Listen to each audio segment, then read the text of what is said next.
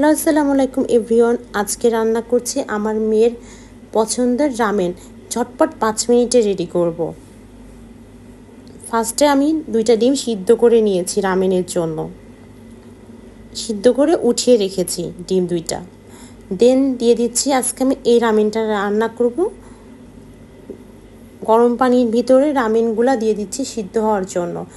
আমি পানির পরিমাণটা আন্দাজ করে দিয়েছি, একদম যাতে পানি টেনে না আসে, এবং এই পানিটা তো ফেলে দিব না, রামেন তো একটু স্যুপ মতন থাকে, এজন্য যাতে সিদ্ধও ভালোভাবে হয়ে যায় আবার স্যুপের মতনও থাকে, সেভাবে আমি রান্না করব। সেভাবে আন্দাজ করে আমি পানি দিয়েছি।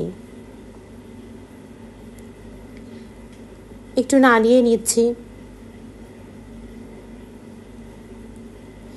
এই রামেনটা বাচ্চাদের এতটাই পছন্দ, আমার মেয়ে তো অনেক বেশি পছন্দ করে। এটা স্কুলের টিফিন বা সন্ধ্যা নাস্তার জন্য একদম পারফেক্ট একটা নাস্তা।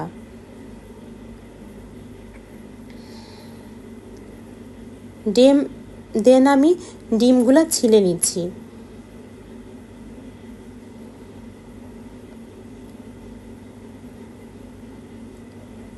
তারপরে ডিমগুলা মাঝখান থেকে কেটে নিচ্ছি।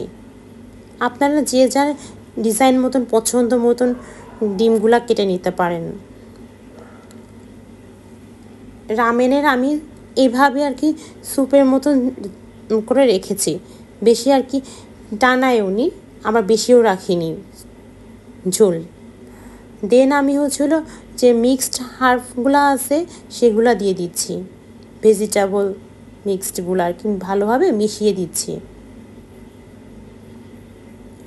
খেয়াল রাখতে হবে, যখন আমরা রামেনটা একদম সিদ্ধ হয়ে যাবে, সাথে সাথে বাটিতে ঢেলে সাথে সাথে মিক্সড ভেজিটেবলগুলো হার্বসগুলো দিয়ে দিতে হবে। তারপর মশলাগুলো দিয়ে দিচ্ছি গরম থাকতে থাকতে। ঠান্ডা হলে দিলে আর মজা লাগবে না, এই জিনিসটা খেয়াল রাখতে হবে আমাদের। তারপরে সময় নিয়ে একটু ভালোভাবে সব কিছু মিশিয়ে নিতে হবে। খেয়াল রাখতে হবে যাতে ভিতরে লাম্পস বেঁধে না থাকে, তাহলে কি আর খেতে অতটা ভালো লাগবে না। এই জন্য গরম থাকতে থাকতে দ্রুত ভালোভাবে নাড়িয়ে নিচ্ছি।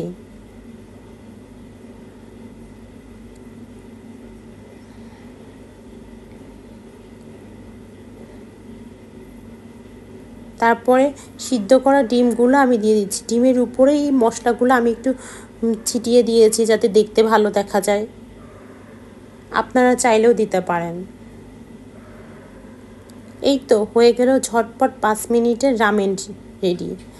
এই রামেন রেসিপিটা আশা করি ফলো করলে আপনাদেরও ভালো